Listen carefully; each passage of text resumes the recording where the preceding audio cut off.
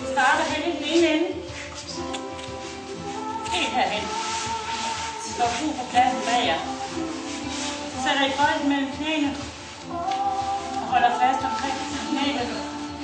Og så løfter I op og tager balancen her. Bare sidder og hygger jer her. Og husk at trække vejret. Ikke det der med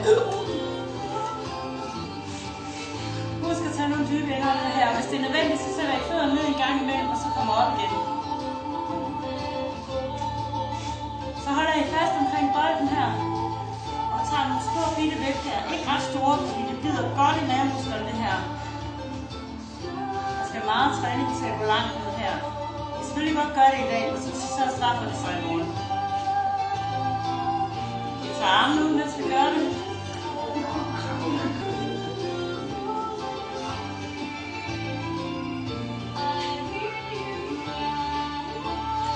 Holder bare, når du kan mærke det også, fordi du skal lige passe på, hvordan du kommer i gang.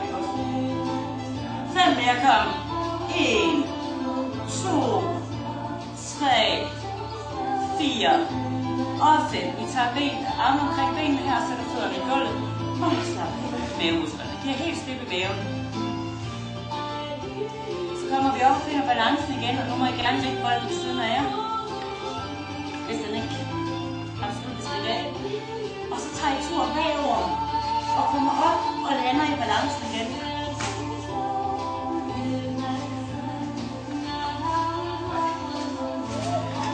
Så jeg der ikke har prøvet det før, kan I der har prøvet det mange gange og ikke kunne i starten, kan I lige fortælle, at man kan godt lære det. Det kan man godt. Det er rigtig svært til at begynde med, fordi det er svært at komme op igen, men det er en teknik, og den kommer hurtigt. Den kommer kun ved at prøve. Så lige stille bagover, og så komme op og fik balancen igen. Og jeg der har prøvet det mange gange, I kører bagover her, og så kommer I op og bruger lige benene herude lidt, så I udfordrer jer selv lidt mere.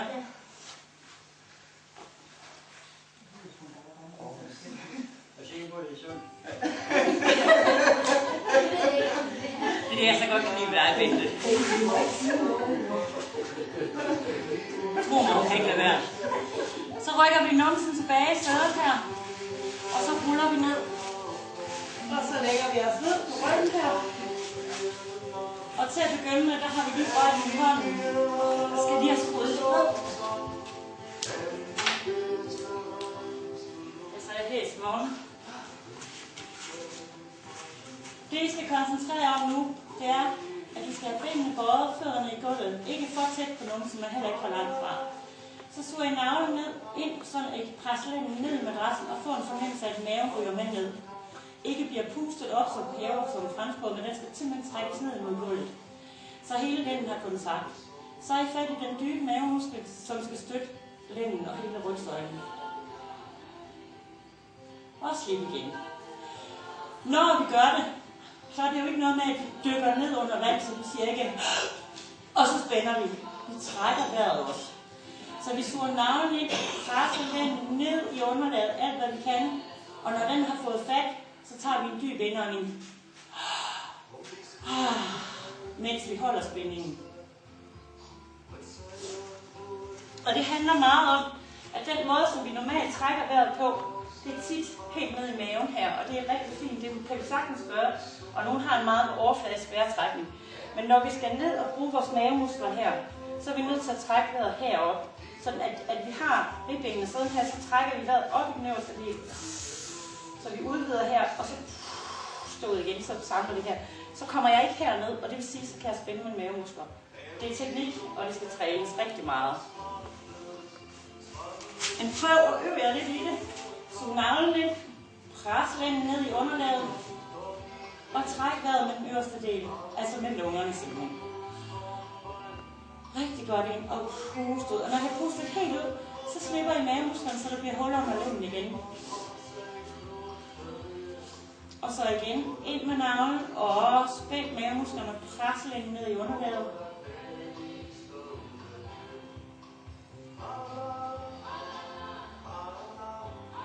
Og lige stille slip. Så er det ikke engang hjemmevis. Og hvorfor så med lige at suge navlen ind og presse lænden ned i underlaget, tage en dyb indånding og puste ud, og når jeg puster helt ud, slipper I mavemusklerne. Gør det lige nogle gange hver især. I må gerne lægge bolden under nakken, fordi det kan nogle gange være en støtte, når man skal begynde at bruge mavemusklerne i første omgang.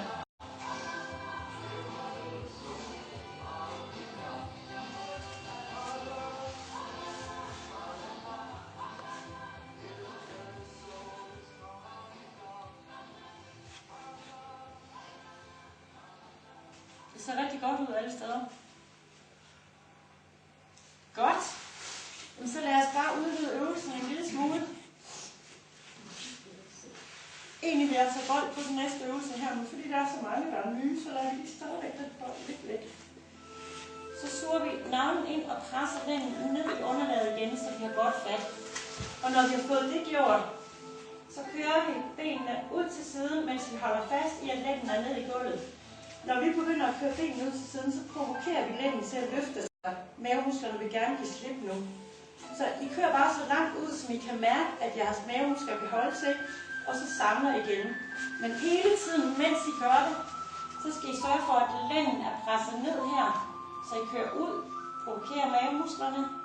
Og hvis det er hertil, så er det dertil, og så kører I bare sammen igen. Og så slipper I herinde, og spænder igen, og kører et lille stykke ud igen, så langt som I kan komme. Og samler igen. Og husk også at få noget vejrtrækning på. Vi er ikke nede under vand. Der er masser af luft i lokalet.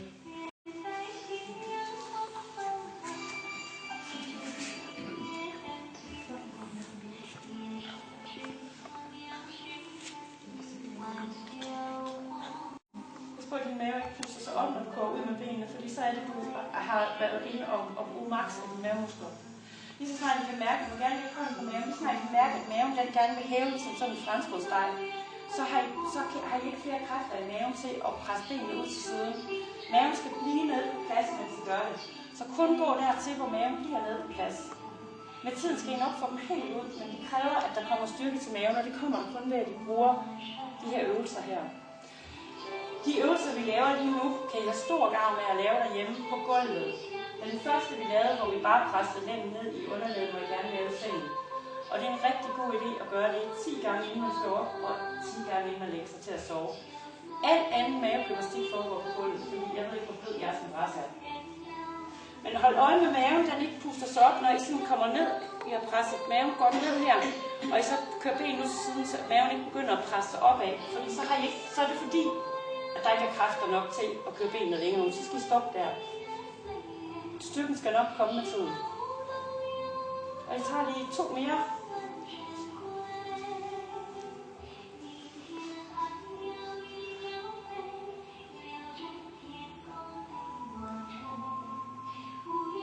Og når jeg tager den sidste, så bliver jeg helt slippe i maven, så bare lade maven blive rigtig blød og slasket.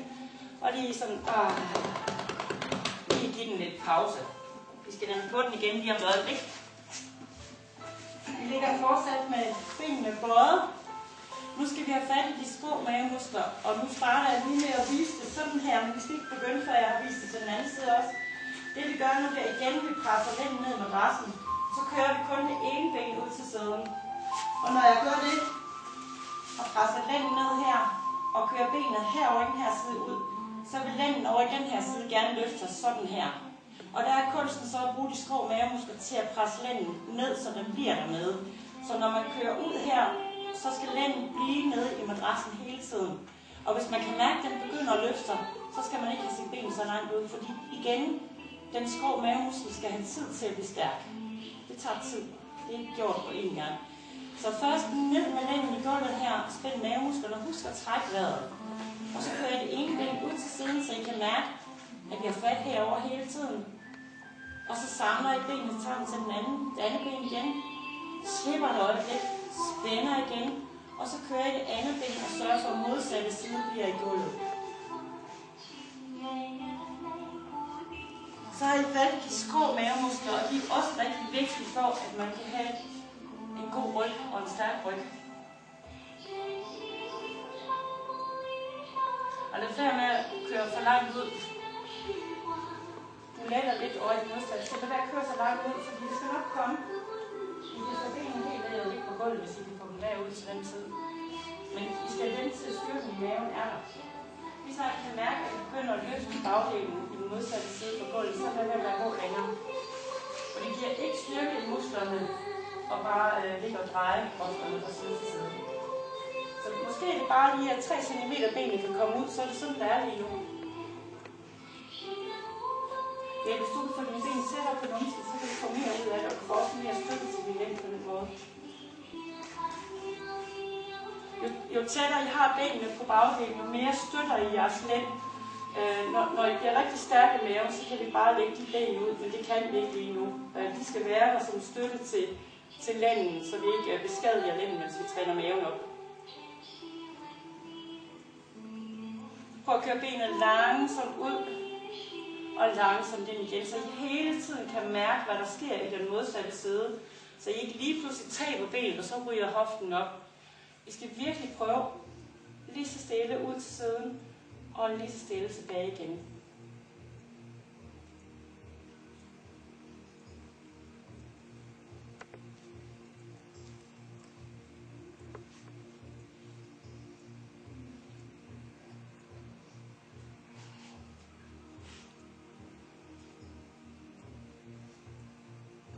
Så gør I det lige færdigt, så begge sider har fået lige meget. I husker selv, hvad side I startede med.